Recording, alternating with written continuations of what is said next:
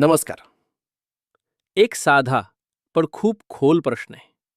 जर राशी भविष्य खरंच खोटं असतं, तर डॉक्टर, इंजिनियर, शिक्षक आणि वैज्ञानिक विचार असलेले लोकसुद्धा रात्री झोपण्याआधी मोबाईल उघडून राशी भविष्य का पाहतात? आणि दुसरीकडे, जर ग्रहच सगळं ठरवत असतील, तर माणूस इतका संघर्ष, इतका प्रयत्न का करत राहतो? आजचा हा व्हिडिओ तुम्हाला काय मानायचं ते सांगणार नाही, तर कसं समजून घ्यायचं ते शांतपणे सांगेल. आजचा माणूस मोबाईलवर काय शोधतो? आजच्या काळात स्त्री असो वा पुरुष, सगळ्यांच्या मोबाईलमध्ये तीनच प्रश्न फिरत असतात. माझं आयुष्य कधी नीट होईल? मी चुकतोय का कुठे? देव खरंच माझ्यासोबत आहे ना? राशी भविष्य या प्रश्नांची उत्तरं देतं. कधी खरी, कधी अर्धवट, पण मनाला धरून ठेवणारी. म्हणूनच सकाळी उठल्यावर लोक पाहतात आजचा दिवस कसा जाईल, आणि रात्री झोपण्याआधी पाहतात आज माझ्याकडून चुकलं काय. मानसशास्त्र काय सांगतं? मानसशास्त्र एक साधी गोष्ट सांगतं. जेव्हा माणसाला आपलं भविष्य माहीत नसतं, तेव्हा तो अस्वस्थ होतो. राशी म्हणजे भविष्य नाही, राशी म्हणजे मनाची रचना. कोणी पटकन चिडतं, कोणी सतत विचार करत राहतं, कोणी लगेच विश्वास ठेवतं.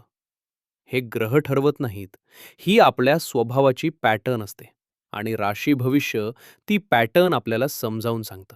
चला, थोडं लॉजिक वापरूया. शनी म्हणजे शिक्षा नाही, शनी म्हणजे शिस्त. मंगळ म्हणजे भांडण नाही, मंगळ म्हणजे ऊर्जा. राहू केतू म्हणजे संकट नाही, ते म्हणजे गोंधळ आणि फोकसचा अभाव. जेव्हा आपण हे समजून घेतो, तेव्हा राशी भविष्य भीती निर्माण करत नाही, ते जाणीव निर्माण करतं. मकर संक्रांत एवढी महत्वाची का? आपण सध्या खूप महत्वाच्या टप्प्यावर आहोत. मकर संक्रांत, सूर्य उत्तरायणात प्रवेश करतो, म्हणजे अंधार हळूहळू कमी आणि प्रकाश जास्त.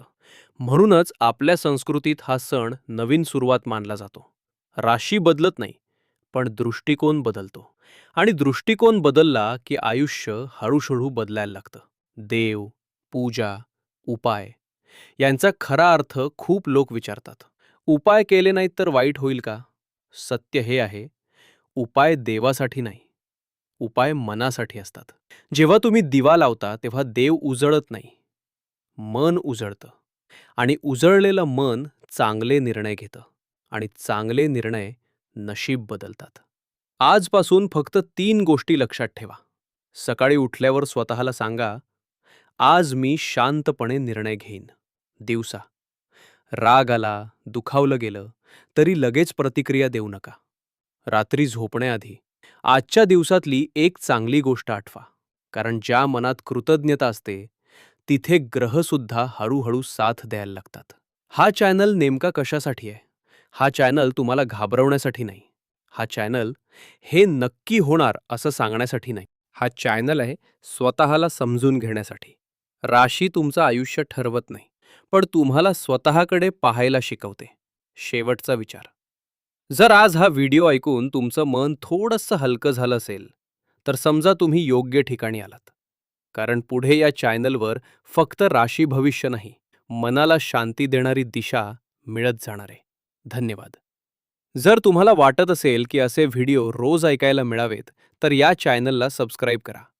कारण इथे भविष्य नाही, पण समजून घेणं आहे.